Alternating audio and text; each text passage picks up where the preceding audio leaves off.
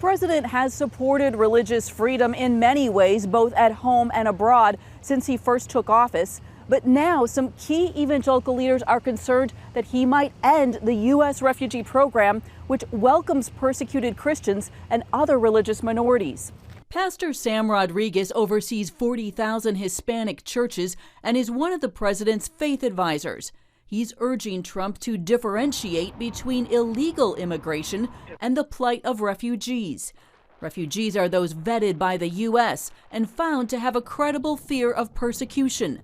They most often come to the U.S. from refugee camps in Southeast Asia, the Middle East, and Africa. We could do both. We could stop illegal immigration, but continue to provide a safe haven via the conduit of our refugee settlement programs for those that are seeking legally to come into this country and are fleeing persecution. A recent report in Politico revealed that the Trump administration may end the U.S. refugee program.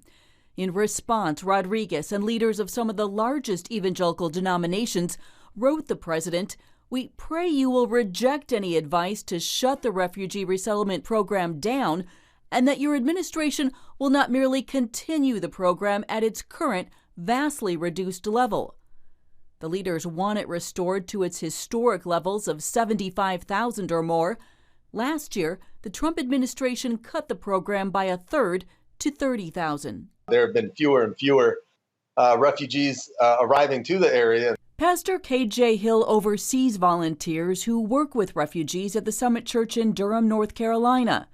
Their numbers have slowed this past year, and he's concerned about the possibility of the program ending. It would be disappointing for sure. We take seriously the command of Jesus to love our neighbor, especially the vulnerable and the marginalized. Last year, after evangelicals publicly opposed the administration's family separation policy, the White House reversed course. On refugees, their opinions are a bit more mixed. A 2018 Pew poll found that only 1 in 4 white evangelicals see a U.S. responsibility to accept refugees. But Wheaton College's Ed Stetzer thinks that they and other people of faith might convince the White House to change course once again. A lot of people are saying, well, maybe this is not the best course of action. And we've seen this before. We saw this with family separation. We are what the Statue of Liberty, the adage on the Statue of Liberty, we are that nation.